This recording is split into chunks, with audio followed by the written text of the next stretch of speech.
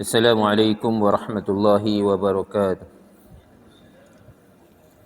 Alhamdulillah.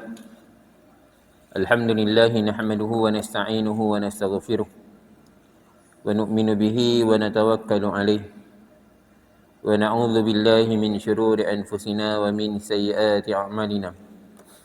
May yahdihillahu fala mudilla lahu wa may yudlil fala hadiya lahu. Asyhadu an la ilaha illallah wahdahu la syarika lah wa asyhadu anna Muhammadan abduhu wa rasuluh.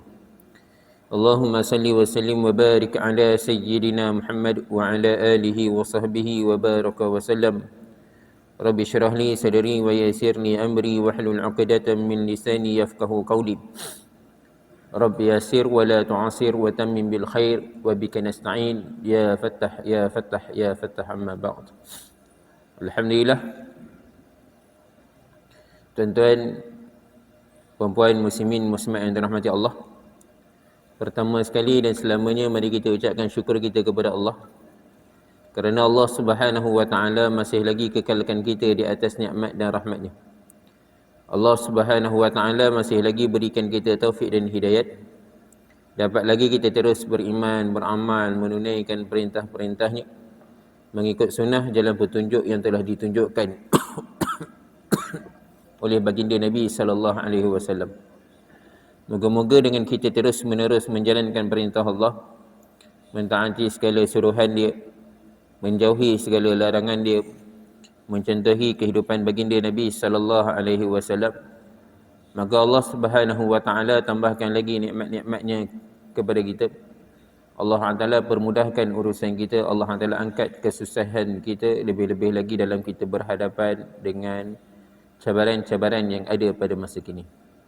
Tuan-tuan muslimin yang dirahmati Allah, insya-Allah pagi ini kita akan sambung kitab pengajian kita, kitab Minhajul Abidin, Jalan Para Abid, karangan Syekh Imam Al-Ghazali rahimahullah taala, pada muka surat yang ke-75.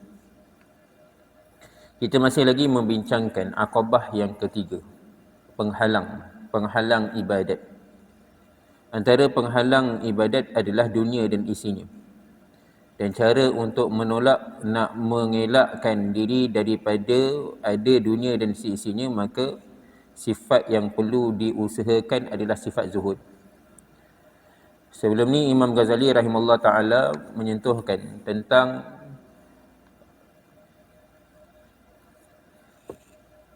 zuhud ada dua cara. Zuhud ada dua cara. Pertama, zuhud ada dua keadaan.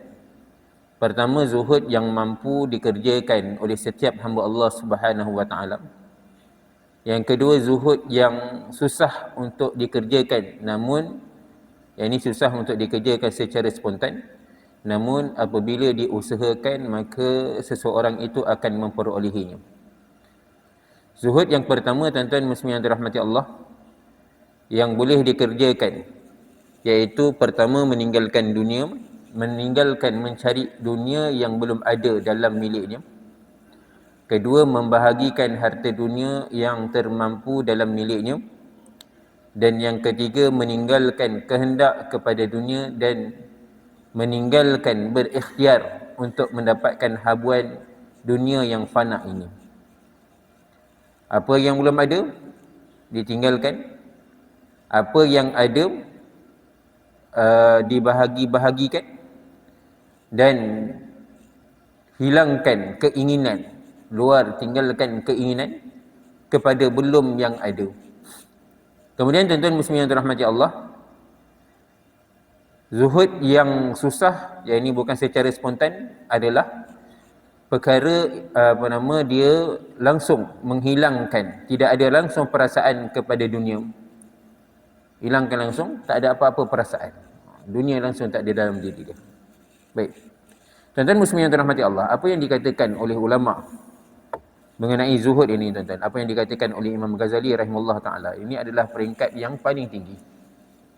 Hakikatnya, tuan-tuan, seperti mana saya dah terangkan, hari ini dunia ni bukan sesuatu benda yang, perkara yang mana bukan keperluan, dia adalah keperluan, perlu dalam kehidupan kita. Kita perlukan kenderaan, kita perlukan tempat tinggal, kita perlukan makan dan minum, kan? Lagi pula hari ini tuan-tuan muslimin yang dirahmati Allah Subhanahu wa taala, kan, dengan keadaan sekarang, kan, kos makanan makin meningkat, kan, kos macam-macam kos, semua perkara-perkara makin mahal, tuan-tuan muslimin yang dirahmati Allah taala. Maka dalam nak memperolehi perkara-perkara tersebut, tuan-tuan muslimin yang dirahmati Allah, maka tidak dapat tidak dunia ini secara tidak langsung diperlukan. Namun tuan-tuan, perempuan muslimin muslimat yang dirahmati Allah, bagaimana keperluan tersebut tidak melampau? Bagaimana kita mengusahakan keperluan tersebut tidak melampau? Oleh kerana itu tuan-tuan muslimin yang dirahmati Allah, ulama menjelaskan keadaan, kan? Kita perlu berusaha. Memang tuan-tuan perempuan muslimin muslimat yang dirahmati Allah akan sampai satu peringkat, kan, mereka yang berusaha, kan, mereka tak nampak dah dunia ni. Sampai satu peringkat yang mana bila diusahakan, dipelajari, dunia ni mengejar mereka. Mereka tak usahakan, dunia yang datang. Dunia yang datang kepada mereka, kan? Dan peringkat ini tuan-tuan bukan mustahil. Keadaan ini bukan mustahil. Ada berlaku, kan? Namun tuan-tuan perempuan muslimin muslimat yang dirahmati Allah, sebagai orang awam, kan, secara umum orang ramai, kan, kita memerlukan kepada dunia tersebut kerana di keperluan. Namun bagaimana dunia itu perlu diusahakan, bagaimana keperluan tersebut tidak melampau sehingga kan mengganggu gugat dalam keutamaan kita, iaitu beribadat kepada Allah Subhanahu wa taala. Baik. Dalam nak menjelaskan dunia ni keperluan, dunia ni diperlukan juga, maka syarah kepada kitab Minhajul Abidin ini menjelaskan beberapa keadaan. Okay, beliau kata, ya, dunia itu boleh ditukarkan kepada akhirat. Ya, kan, dunia ni tuan-tuan, kita usahakan seperti mana yang disebutkan tadi, dunia itu bila dah ada maka dibahagi-bahagikan kepada orang lain. Memang benar, dalam usaha kita memperolehi dunia tersebut, ia boleh ditukarkan kepada akhirat. Dunia yang kita perolehi boleh dijadikan sumber akhirat kita. Dunia yang kita dapat boleh dijadikan saham akhirat kita. Dunia yang ada pada kita ni boleh dijadikan sesuatu benda yang mana kita nak memperolehi akhirat kita. Walaupun ada, bila ceritakan tentang dunia dan akhirat ni tuan-tuan, ada mereka-mereka yang mana seolah-olah beranggapan bila dunia tu dunia saja semata-mata, kan? Bila dunia itu dunia semata-mata, sehingga kan seolah-olah tidak memberi manfaat akhirat. Sedangkan tuan-tuan perempuan muslimin muslimat yang dirahmati Allah, apabila kita menggunakan dunia kita untuk mendapatkan keredaan Allah, kita gunakan dunia kita nak sampai kepada peringkat akhirat kita, maka dunia itu pun akan menghasilkan saham akhirat, kan? Contoh macam kita gunakan kita memperolehi duit wang ringgit, lalu kita gunakan wang ringgit tersebut kita berinfak di jalan Allah Subhanahu wa taala. Kita bersedekah ke masjid, kita bersedekah ke anak yatim, kita gunakan untuk mendapatkan keredaan Allah Subhanahu wa taala. Maka apa yang kita sedekahkan itu asalnya daripada wang ringgit kita, maka ia akan menjadi saham akhirat kita. Begitu juga tuan-tuan perempuan muslimin muslimat yang dirahmati Allah, kita ada kenderaan, kita gunakan kenderaan kita ni di jalan Allah Subhanahu wa taala, nak mudahkan perjalanan kita ke jalan Allah Subhanahu wa taala, membantu orang lain, pergi ke masjid, minyak, kenderaan kita ni tuan-tuan muslimin yang dirahmati Allah, semua ni Allah Taala akan kira. Rumah kita gunakan untuk tetamu-tetamu Allah SWT. Kita bagi buat tempat untuk orang berteduh, kita jadikan tempat wakaf. Maka ini pun tuan-tuan perempuan muslimin muslimat yang dirahmati Allah akan menjadi saham-saham akhirat. Maknanya tuan-tuan, pada hakikatnya dunia tersebut sesuatu dunia yang kita perolehi boleh ditukarkan kepada untuk mencapai saham akhirat. Jika ia dibelanjakan untuk jalan taat seperti berzakat, bersedekah, mendirikan masjid, sekolah, hospital dan rumah anak yatim, membayari bantuan beasiswa pelajar, membelanjakan untuk berjihad pada jalan Allah Subhanahu Wa Taala dan lain-lain lagi yang tidak sehingga banyaknya. Justru itu setiap Muslim mesti menuntut dunia kerana mereka telah diutuskan di dunia oleh Allah Subhanahu Wa Taala untuk menjadi khalifah di muka bumi dan mengimarahkan serta memerintah padanya dengan adil dan saksama, melaksanakan hukum-hukum Allah selaras dengan firman-Nya, inni ja'ilun fil ardi khalifah, sesungguhnya aku yakni Allah menjadikan manusia di dunia di bumi untuk menjadi khalifah. Firman-Nya lagi, walaqad katabna fiz zaburi min ba'di zikri annal arda yarithuha ibadis salihun. Dan sesungguhnya kami tulis dalam kitab Zabur, kitab-kitab yang telah kami turunkan, sesungguhnya tertulis dalam Lauh Mahfuz bahawa bumi ini akan diwarisi oleh hamba-hambaku yang soleh. Surah Al-Anbiya ayat 105. Itu sebabnya tuan-tuan muslimin yang dirahmati Allah, kan? Kita memang diletakkan di dunia. Tak dapat tidak, kita perlu mengendalikan dunia. Kita kena kendalikan dunia. Kebaikan dunia ini tuan-tuan muslimin yang dirahmati Allah akan terletak kepada hamba-hamba yang soleh.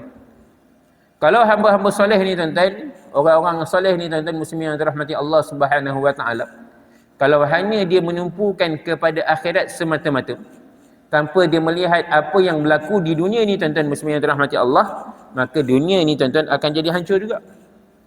Dan kita orang soleh, dan Allah Ta'ala jadikan mungkin kita ni satu orang soleh, maka kita beribadat hanya pada diri kita sahaja, tanpa mengendahkan keadaan di sekeliling kita, maka tuan-tuan muslimin yang dirahmati Allah, apa yang akan berlaku bukan kita tidak terpalit dengan kerosakan tersebut, maka kita pun akan terkena juga dengan kerosakan yang berlaku. Sebab tu tuan-tuan muslimin yang dirahmati Allah, dunia ini perlu diuruskan juga. Perlu diuruskan. Macam saya kata tadi tuan-tuan muslimin yang dirahmati Allah, dia adalah keperluan, perlu diuruskan, kan? Perlu diuruskan, jangan sampai dunia tersebut menjadi keutamaan.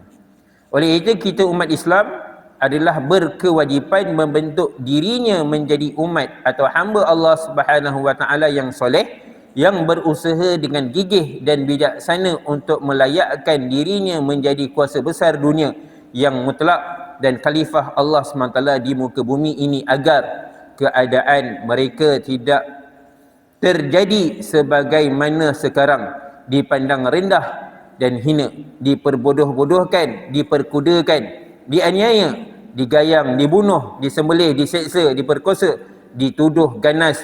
Dan lihatlah sahaja kepada fenomena yang sedang berlaku kepada umat Islam di Palestin, di Chechnya, dan yang telah berlaku kepada umat Islam di Bosnia, Kosovo dan lain-lain. Inilah musibah yang menimpa umat Islam pada hari ini.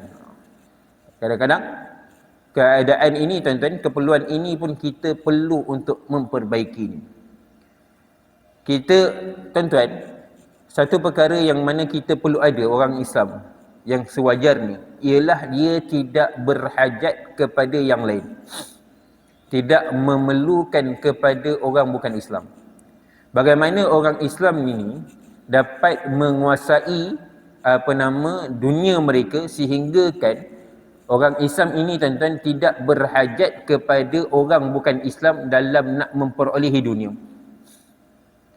Hari ini tuan-tuan, orang Islam dihina, orang Islam dianiaya adalah kerana apa? Kerana orang Islam terlalu berharap kepada orang bukan Islam, terlalu mengikut apa yang dibuatkan oleh orang bukan Islam, terlalu berharap kepada orang bukan Islam, sehingga kan tuan-tuan, puan-puan muslimin muslimat yang dirahmati Allah, keadaan ni jadi apa? Orang bukan Islam ni tuan-tuan, orang-orang kafir ini tuan-tuan, mengambil kesempatan ke atas orang Islam. Ambil kesempatan, dibuat dia macam-macam. Tapi tuan-tuan muslimin yang dirahmati Allah, apabila orang Islam kuat, orang bukan Islam ni akan tunduk kepada orang Islam. Orang kafir ni akan tunduk kepada orang Islam. Kuat ni tuan-tuan muslimin yang dirahmati Allah, kuat apabila orang Islam ni tidak memerlukan orang-orang bukan Islam dalam kehidupan dunia. Hari ini tuan-tuan perempuan yang dirahmati Allah Taala, secara zahir ni apa yang kita lihat, apa yang berlaku keadaan orang Islam terlalu memerlukan kepada orang-orang kafir. Kan? Apa sahaja perlukan orang bukan Islam.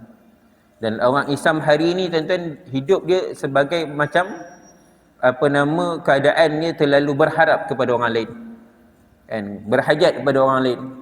Kadang lebih menyedihkan lagi, orang Islam sendiri tidak tahu macam mana nak menguruskan dunia mereka sendiri. Maka apa jadi? Keadaan ni tuan-tuan muslimin yang dirahmati Allah, orang kafir ambil kesempatan. Orang kafir ambil kesempatan. Jadi untuk renungan, muhasabah dan islahlah diri serta mengelakkan dari keadaan itu berterusan dan berlanjutan. Cubalah kita perhati dan teliti kepada firman-firman Allah Subhanahu wa taala dan sabdaan-sabdaan Rasulullah sallallahu alaihi wasallam yang akan disebutkan nanti. Ada banyak firman-firman Allah Taala, antaranya disebutkan ya ayyuhallazina amanu atiiullaha wa atiiur rasul wa ulil amri minkum fa in tanaza'tum fi syai'in farudduhu ila Allah war rasul in kuntum tu'minuna billahi wal yawmil akhir. Wahai orang-orang yang beriman, taatlah kamu kepada Allah dan taatlah kamu kepada Rasulullah dan juga kepada ulil amri, yakni orang-orang yang berkuasa dan dari kalangan kamu. Kemudian jika kamu berbantah-bantah, berselisih dalam sesuatu perkara, maka hendaklah kamu mengembalikan kepada kitab Allah, mengembalikannya kepada kitab Allah, yakni Al-Quran dan sunnah Rasulullah, yakni Al-Hadis, jika kamu benar-benar beriman. Dalam ayat yang lain Allah Taala berfirman, yarfa'ullahu alladhina amanu minkum walladhina utul ilma darajat. Pasti Allah SWT mengangkat beberapa darjat orang-orang yang beriman dan orang-orang yang diberikan ilmu pengetahuan di antara kamu. Dalam ayat yang lain Allah Taala berfirman, "Aman yabtaghi ghairal islami dinan falan yuqbala minhu wa huwa fil akhirati minal khasirin." Dan sesiapa yang mencari selain daripada agama Islam sebagai agama anutannya, maka tidak akan diterima daripadanya dan dia pada hari akhirat kelak tergolong dari golongan orang-orang yang rugi. Dalam ayat yang lain, walan tarda ankal yahud walan nasara hatta tattabi'a millatahum. Orang-orang Yahudi dan Nasrani sekali-kali tidak akan meredai kepada kamu wahai Muhammad sehingga kamu menuruti agama mereka. Jadi tuan-tuan muslimin yang dirahmati Allah, dan begitu juga sabdaan baginda Nabi sallallahu alaihi wasallam, man arada ad-dunya fa'alaihi bil ilmi wa man arada al-akhirah fa'alaihi bil ilmi wa man aradahuma ma'in fa'alaihi bil ilm. Sesiapa yang ingin mahukan dunia, dia mestilah berilmu, dan sesiapa yang mahukan akhirat, dia mestilah berilmu, dan sesiapa yang mahukan kedua-duanya sekali, dia mesti juga berilmu. Dan hadis Nabi sallallahu alaihi wasallam yang lain, kan, al-mu'minul qawiyyu khairu wa ahabbu ila Allah minal mu'mini dhaif. Orang mukmin yang kuat jasmaninya, rohaninya, imannya, ilmunya, kemahirannya, ekonominya, kekuasaannya, ketenteraannya, ketahanannya, daya saingnya, kerjayanya, ibadatnya dan akhlaknya baik, adalah lebih baik daripada dan lebih disayangi oleh Allah Subhanahu wa taala daripada orang mukmin yang lemah. Dalam sabdaan baginda Nabi sallallahu alaihi wasallam, baginda bersabda lagi, la tahasadu wa la tanajashu wala tabaghadu wala tadabaru wala bai'a ba'dukum ala bai'i ba'din wa kunu ibadallahi ikhwanan al-muslimu akhul muslimi la yadhlimuhu wala yuhkiruhu wala yahdhuluhu at-taqwa huna wa yushiru ila sadrihi salasa marrat bihasbi imri'in minasyarri ay yahqira akhahu al-muslima kullu muslimi 'ala al-muslimi haramun damuhu wa maluhu wa irduhu. Janganlah kamu dengki-mendengki, jangan kamu tawar-menawar untuk mengelirukan orang lain, jangan kamu benci-membenci, janganlah kamu saling belakang-membelakangi, bermusuh-musuhan, dan janganlah kamu membeli barang yang telah dibeli oleh orang lain. Jadilah kamu hamba Allah yang bersaudara. Orang Muslim itu adalah bersaudara dengan orang Muslim yang lain. dia tidak boleh menzaliminya, menganiayanya dan membiarkannya tanpa memberi bantuan. Takwa adalah di sini. Sambil baginda sallallahu alaihi wasallam mengisyaratkan ke dada baginda Nabi sallallahu alaihi wasallam sebanyak 3 kali. Cukuplah seseorang itu dianggap jahat sekiranya dia menghina saudaranya sesama muslim. Setiap orang muslim terhadap orang muslim yang lain diharamkan menceroboh darahnya, hartanya dan maruahnya. Hadis riwayat Muslim. Andai semua firman Allah SWT dan sabdaan-sabdaan Rasulullah sallallahu alaihi wasallam diterjemahkan dalam kehidupan dengan peramalan dan penghayatan, nescaya jadilah kita umat yang paling baik yang disebutkan oleh Allah SWT, kuntum khaira ummatin ukhrijat linnas ta'muruna bil ma'ruf wa tanhauna 'anil munkar wa tu'minuna billah. Kamu adalah sebaik-baik umat yang dilahirkan untuk manusia. Kamu menyuruh manusia dengan melakukan ma'ruf dan mencegah daripada kemungkaran, serta kamu beriman dengan Allah. Jadi tuan-tuan, kalau kita perhatikan banyak ayat-ayat Al-Quran yang menceritakan tentang keadaan umat ini, hadis-hadis baginda Nabi sallallahu alaihi wasallam yang mana menuntutkan kita ni tuan-tuan, hadis Nabi sallallahu alaihi wasallam yang menuntut kepada kita ni menjadi orang yang mana serba boleh, mampu, kuat, kan? Jadi menjadikan kita ni tuan-tuan sentiasa membantu orang Islam yang lain. Keadaan yang sebegini tuan-tuan menjadikan kita, apabila kita sempurnakan keadaan ni, menjadikan orang Islam ni orang yang terbaik. Tapi tuan-tuan muslimin yang dirahmati Allah, kan, keadaan hari ini berlaku di sebaliknya. Orang Islam dituduhnya dengan tuduhan-tuduhan yang tidak betul. Kan kita akan lihat, kan, negara-negara barat ni tuan-tuan, mereka sentiasa mengambil kesempatan. Orang-orang Yahudi, Nasrani ni tuan-tuan, mereka sentiasa ambil kesempatan untuk menghancurkan orang Islam. Namun bila saya teringatkan tentang orang kafir, sebenarnya orang kafir tidak mampu untuk menguasai orang Islam. Hakikatnya tuan-tuan, kan, kalau kita lihat daripada hadis-hadis baginda Nabi sallallahu alaihi wasallam, orang kafir ni tidak akan mampu menguasai orang Islam, melainkan kerana orang-orang Islam itu sendiri. Dalam satu hadis baginda Nabi sallallahu alaihi wasallam, di riwayat Imam Tirmizi, mafhum dia, Nabi sallallahu alaihi wasallam satu ketika dia sampaikan kepada sahabat, aku mohon pada Allah Subhanahu wa taala 3 perkara. Dan Allah Subhanahu wa taala hanya perkenankan kepadaku 2 perkara, tidak memperkenankan kepadaku 1 perkara. 3 perkara yang Nabi sallallahu alaihi wasallam mohon pada Allah Subhanahu wa taala. 2 perkara Allah Subhanahu wa taala perkenankan, 1 Allah taala tak perkenankan. Sahabat-sahabat tanya, apakah itu ya Rasulullah? Maka Nabi sallallahu alaihi wasallam jawab, pertama, aku doa pada Allah Subhanahu wa taala, ya Allah, jangan engkau matikan umat aku kerana kebuluran.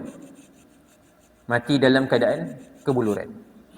Dan Allah SWT perkenankan kerana kemarau sehingga akan menyebabkan kematian kebuluran. Dan Allah SWT perkenankan. Hakikatnya tuan-tuan muslimin yang dirahmati Allah, kan, orang Islam ni tuan-tuan muslimin yang dirahmati Allah, Allah SWT akan pelihara dia daripada kemarau sehingga menyebabkan kebuluran. Benar, kita hari ini diuji macam kemarau lah, kan, telur tak ada, kan, minyak kurang, macam-macam lah kerja, ayam kurang. Tapi tuan-tuan kalau kita lihat, dia tak teruk lagi, kan, bukan langsung tak ada, tapi susah nak dapat, kurang sikit. Bukan langsung tak ada. Kan, kerana apa? Kerana doa Nabi sallallahu alaihi wasallam yang mana Allah supaya umat ini tidak mati dengan kebuluran. Dan Allah Taala berkenan. Kedua, Nabi sallallahu alaihi wasallam berdoa, ya Allah, jangan engkau jadikan menguasai orang-orang Islam oleh musuh-musuh mereka. Ini orang-orang kafir tidak akan dapat menguasai orang Islam, dan doa ini Allah Taala perkenankan. Doa ni Allah Taala perkenankan. Hakikatnya tuan-tuan, kalau kita telitikan betul-betul, orang kafir tidak akan dapat mampu menguasai orang Islam. Dan kalau kita lihat sejarah peperangan-peperangan yang berlaku di dunia hari ini pun tuan-tuan, peperangan-peperangan, contohnya peperangan yang baru-baru juga berlaku, perang Afghanistan dengan Amerika menyerang Afghanistan. Kalau tuan-tuan teliti balik apa yang berlaku dalam peperangan ni tuan-tuan muslimin yang dirahmati Allah, hakikatnya orang Amerika tak dapat menentang Afghanistan. Yang mengalahkan orang Afghanistan adalah orang Afghanistan sendiri. Kan orang Amerika, kan sebab ada mereka-mereka di kalangan orang-orang Afghanistan yang mana mereka yang mana memberontak, tidak bersetuju dengan kerajaan yang sedia ada, maka itu telah diguna pakaikan oleh orang kafir, orang Amerika, membantu mereka dalam menyerang pemerintah yang ada ketika itu, dan kalahnya orang kerajaan Afghanistan ketika itu adalah dengan orang Afghanistan juga sebenarnya. Dan banyak lagi. Kan sebelum Amerika menyerang Afghanistan, sebenarnya dah datang dah Rusia ke Jerman yang mana menentang Afghanistan, tak boleh buat apa. Kan langsung tak boleh buat apa. Hakikatnya memang Allah SWT berikan kekuatan, Allah SWT berikan kekuatan kepada orang Islam yang mana orang bukan Islam tidak boleh nak menentang orang-orang Islam. Walau bagaimanapun, satu lagi doa baginda Nabi SAW berdoa, ya Allah, jangan engkau menyebabkan setiap orang Islam ni bergaduh sesama sendiri. Jangan engkau biarkan atau engkau biarkan orang Islam ni bergaduh di antara satu sama lain sehingga berlakunya perang saudara. Dan doa ini Allah SWT tak perkenankan. Doa ini Allah SWT tak perkenankan. Dan perkara itu tuan-tuan kita boleh lihat daripada zaman sahabat lagi sehingga hari ini, antara orang Islam bergaduh sesama sendiri, berlaku perang-perang saudara antara orang Islam. Daripada zaman sahabat, bukan sekarang. Bukan baru sekarang. Zaman sahabat lagi. Kan, zaman Sayyidina Uthman radhiyallahu taala anhu berlakunya fitnah-fitnah. Kan, zaman Sayyidina Uthman tak berlaku perang lagi, tapi dah mula munculnya bunga-bunga dia. Pada zaman Sayyidina Ali radhiyallahu taala anhu berlaku perang saudara, orang Islam dengan orang Islam. Sayyidina Muawiyah menentang Sayyidina Ali radhiyallahu taala anhu. Maka dengan sebab perang saudara inilah orang Islam yang mana kita lihat hari ini tuan-tuan, orang-orang kafir dapat menguasai orang Islam bukan kerana mereka punya kuasa, kemampuan mereka, tetapi mereka mengambil kesempatan dalam peperangan saudara di antara orang Islam. Dan tuan-tuan boleh lihat hari ini, kalau kita lihat kan antara negara-negara Islam berlaku hari ini, berlaku peperangan. Kan, kalau kita lihat di belakang mereka ada kuasa-kuasa gaib di kalangan Yahudi dan Nasrani. Jadi tuan-tuan muslimin yang dirahmati Allah, hakikatnya kenapa berlaku macam ini? Kerana orang Islam ni dia ada rasa dengki mendengki. Orang Islam ada rasa sentiasa nak menjatuhkan sesama lain.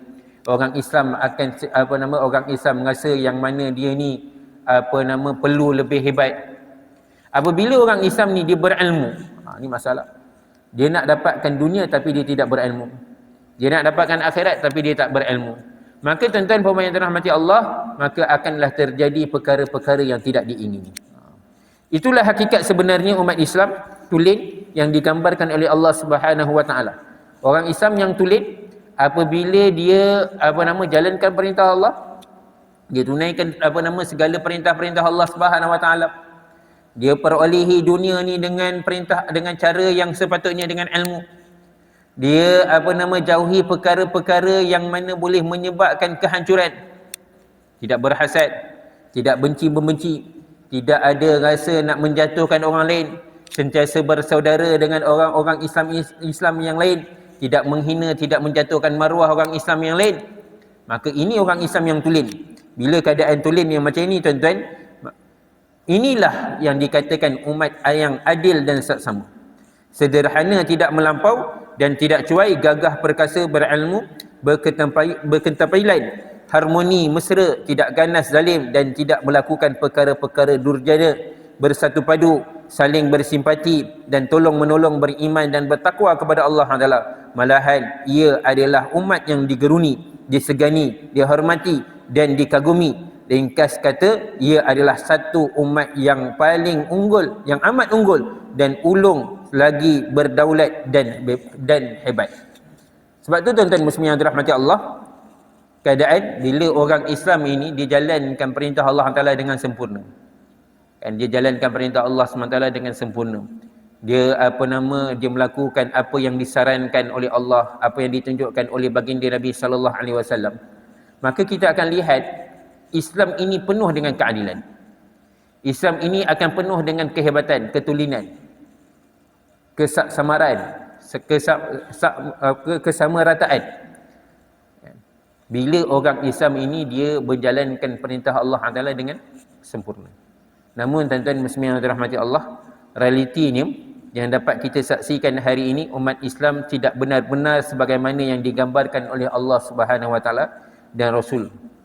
Bila umat Islam ini dapat merelasikan apa yang disebutkan dalam Al-Quran dan Al-Hadis, hakikatnya tuan-tuan pemain dirahmati Allah SWT, ia kembali kepada asasnya, kepada asas yang asal, yang mana yang patut umat Islam ini perlu usahakan.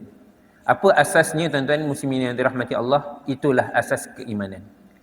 Imanlah yang menjadi asas kepada orang Islam ini menjadi Islam yang sebenar. Tuan-tuan, puan-puan muslimin muslimat yang dirahmati Allah, asas keimanan inilah yang akan membentuk Islam, kepribadian Islam yang sempurna. Asas keimanan inilah yang akan membentuk Islam yang penuh dengan keadilan.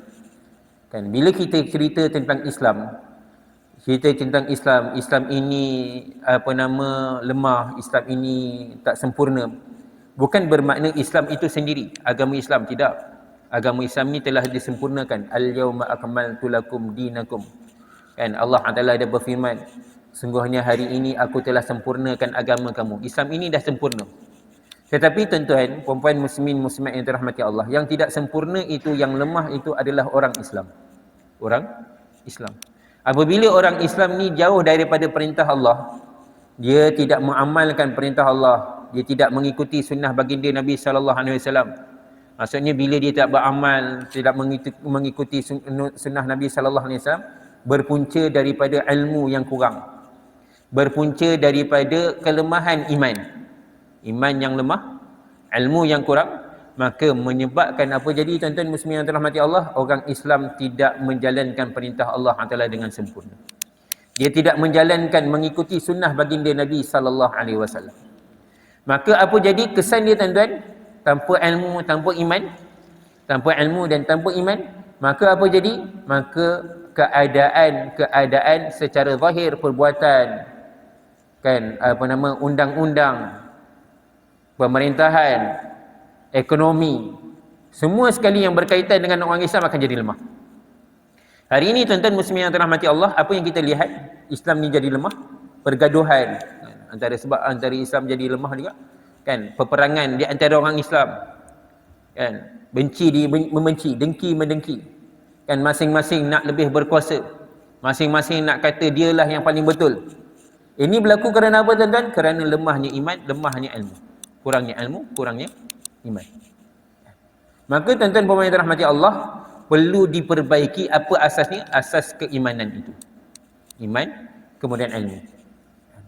Ulama kata tuan-tuan puan-puan yang dirahmati Allah, dalam kita nak memperbaiki ekonomi orang Islam, perundangan orang Islam, pemerintahan orang Islam ni tuan-tuan, bukan kita pergi tuju terus kepada ekonomi, bukan kita tuju terus kepada pemerintahan, bukan kita tuju terus kepada perundangan Islam itu. Tetapi tuan-tuan, kita perlu perbaiki akarnya, perlu perbaiki asasnya. Kan, kalau kita lihat pokok ni, tuan-tuan muslimin yang dirahmati Allah, pokok, kalau kita lihat pokok, kita lihat buah dia tak elok, kita nak tukar buah dia ke? Boleh ke kita nak tukar buah dia? Kan, kita tengok dia punya daun dia, bunga dia tak cantik, adakah kita boleh nak tukar dia punya bunga dia? Apa yang kita boleh buat? Kita buang je. Buang dan tunggu dia tumbuh baru. Tak elok ni kita buang, tak elok kita buang. Dan untuk memperbaiki dia, nak bagi dia baik, adalah tengok akar dia, tunjang dia, kan. Kalau tunjang dia baik, akarnya baik, akar dia sihat, maka dia akan menghasilkan hasil-hasil, buah-buah, bunga-bunga, daun-daun yang cantik. Tapi kalau akarnya tidak baik, tunjangnya tidak baik, maka hasil yang diperolehi pun juga tidak baik. Begitulah juga tuan-tuan, puan-puan muslimin muslimat yang dirahmati Allah, keadaan orang Islam hari ini tuan-tuan, kan, untuk kita perbaiki ni bukan kita lihat kepada terus di atas ni, kan, pimpinan dia, perundangan dia, ekonominya, kan. Kalau kita nak perbaiki, kita tak boleh perbaiki. Kita buatlah macam mana kita buang, kalau akarnya tidak baik, tetap juga ekonomi ni tidak baik. Kalau akarnya tidak baik, asasnya tidak baik, tetap juga perundangannya tidak baik. Kalau asasnya tidak baik, tetap juga pemerintahannya tidak baik. Maka macam mana kita nak perbaiki? Maka kita kena perbaikikan asasnya. Apa dia? Asas keimanan orang Islam. Asas keimanan orang Islam itu sendiri. Sebab tu tuan-tuan, puan-puan muslimin muslimat yang dirahmati Allah Taala, hari ini tuan-tuan, asalnya, hakikatnya, keimanan orang Islam ni terlalu jauh. Kan, jauh sangat.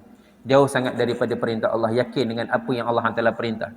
Kan, kita boleh lihat tuan-tuan muslimin yang dirahmati Allah apabila kita diuji. Kan, kita nak tengok tahap keimanan kita ni tuan-tuan. Tahap iman kita ni baik ataupun tidak. Kita lihat ketika mana kita diuji.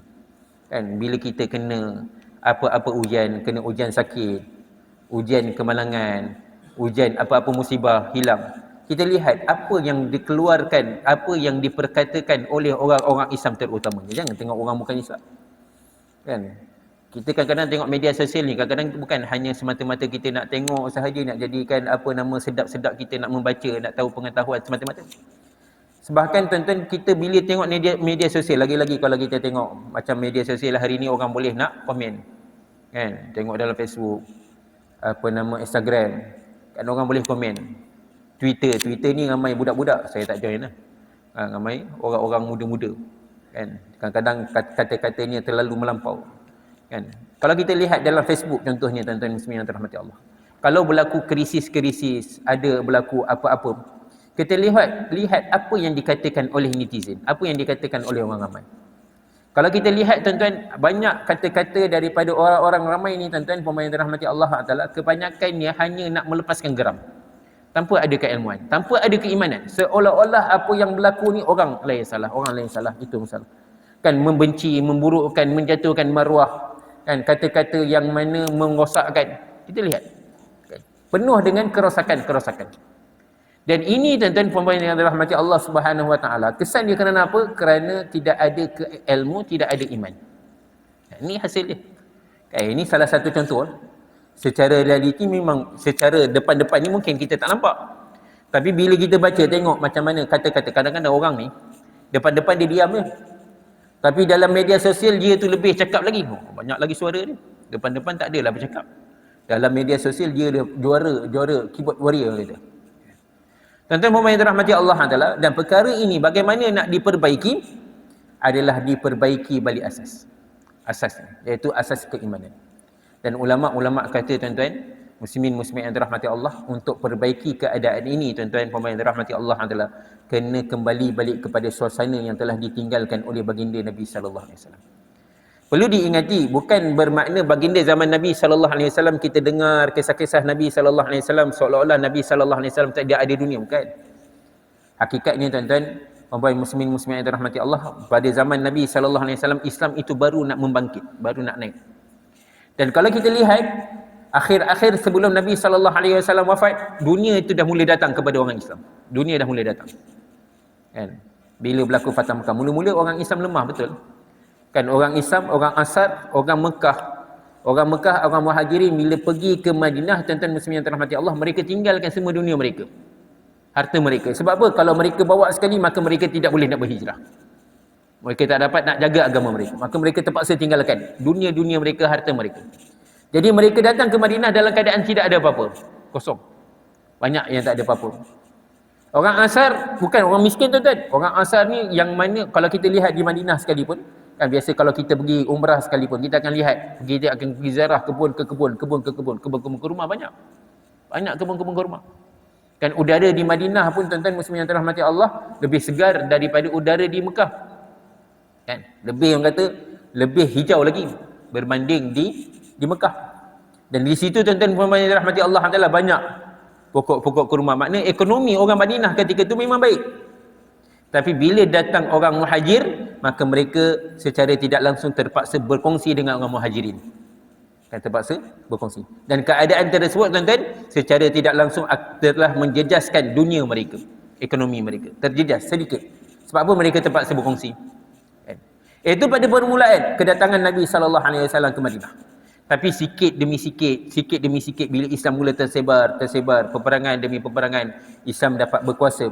Kan, banyak kemenangan demi kemenangan, lebih-lebih lagi selepas Fatah Mekah. Maka Islam ini dapat menguasai. Ketika itu tuan-tuan puan-puan yang dirahmati Allah Taala, ekonomi orang Islam mula baik, mula cantik. Walaupun kita lihat, kita dengar Nabi sallallahu alaihi wasallam wafat dalam rumah baginda tak ada apa-apa, yang itu memanglah. Sebab apa? Kerana baginda dah membiasakan diri baginda supaya bila ada apa-apa datang, hadiah-hadiah datang, baginda akan habiskan terus. Ini sifat baginda. Ini sifat baginda. Ada orang bagi hadiah banyak. Nabi SAW bila orang bagikan hadiah, baginda akan habiskan. Baginda tak akan tinggalkan. Bagi semua. Infakkan kepada semua orang. Dan begitu juga tuan-tuan, bila ada peperangan demi peperangan, akan adanya ghanimah, harta faid. Tuan-tuan rahmati Allah, harta rampasan. Begitu juga banyak dapat. Itu pun Nabi SAW akan habiskan belanja. Bagi nafkah kepada isteri-isteri baginda untuk 1 tahun. Kemudian lebih lagi baginda akan mudahkan urusan orang-orang Islam yang ada. Ini sifat baginda. Dan selepas kewafatan baginda, nampak macam Sayyidina Abu Bakar tak ada apa-apa. Macam tak ada apa-apa 2 tahun ni. Yang tak banyak kisah dalam khalifah Sayyidina Abu Bakar.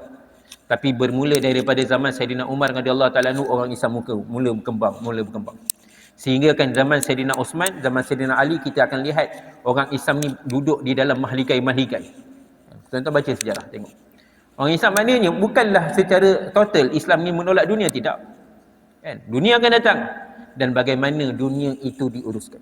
Namun, bagaimana dunia ni boleh diuruskan dengan baik, dunia ini dapat diuruskan melandaskan Al-Quran dan hadis, orang Islam itu sendiri perlu diperbaiki dulu. Keimanan orang Islam. Seperti mana yang telah ditinggalkan oleh baginda Nabi SAW. Sebab tu tuan-tuan muslimin yang dirahmati Allah, kan majlis-majlis iman ini pun perlu diperkuatkan. Majlis zikrullah, majlis mengingatkan Allah Subhanahu Wa Taala.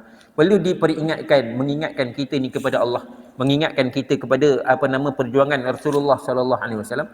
Moga-moga bila kita ingat Allah, ingat perjuangan Rasulullah sallallahu alaihi wasallam, maka kita hidup berlandaskan dengan perintah-perintah Allah Subhanahu Wa Taala, mengikut landasan sunnah baginda Nabi sallallahu alaihi wasallam. Perbaiki iman. Dan cara nak perbaiki iman, apa yang saya kata tadi tuan-tuan, adalah banyak duduk dalam majlis-majlis zikrullah.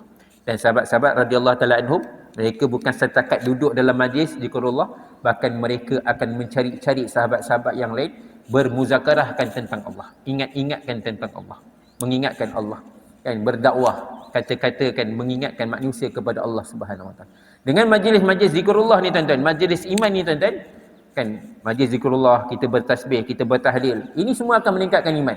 Bila ada macam ini tuan-tuan, orang Islam perbaiki imannya, tambahkan lagi dengan majlis-majlis ilmu, orang Islam perbaikikan ilmu ni, maka kita akan lihat sikit demi sedikit Islam ini akan jadi baik. Syaratnya orang Islam kena kembali dulu. Kan, tak jadi kalau sebahagian saja. Hari ini tuan-tuan 1%, 10% pun tak cukup lagi. Orang yang mana mengamalkan agama, orang yang duduk dalam majlis-majlis agama ni tak cukup lagi. Ramai lagi di luar sana tuan-tuan masih terumbang-ambing, masih lagi terkapai-kapai, tidak tahu bagaimana nak menjaga keimanan mereka. Lebih-lebih lagi anak-anak muda kita. Oleh kerana itu tuan-tuan muslimin yang dirahmati Allah, kita kena perbaiki keadaan ini. Moga-moga kita lihat kan sedikit demi sedikit dunia orang Islam ni, keperluan dunia orang Islam ni diperbaiki, dan kita akan lihat ekonomi orang Islam ni akan jadi baik, perundangan orang Islam akan jadi baik, pemerintahan orang Islam akan jadi baik bila asasnya baik, iman dan ilmunya baik. Jadi tuan-tuan muslimin yang dirahmati Allah, moga Allah Taala berikan kita kefahaman, kan, segala yang baik ini datang daripada Allah. Yang lemah kurang kelemahan diri saya minta maaf, minta ampun. Kita tutup majlis dengan tasbih kafarah dan surah Al-Asr. Subhanallah bihamdihi, subhanakallah bihamdika, asyhadu an la ilaha illa anta, astaghfiruka wa atubu ilaik. Bismillahirrahmanirrahim. Al-Asr, innal insana lafi khusr illa alladhina amanu wa amilus solihat wa tawassaw bil haqq wa tawassaw bis. Assalamualaikum warahmatullahi wabarakatuh.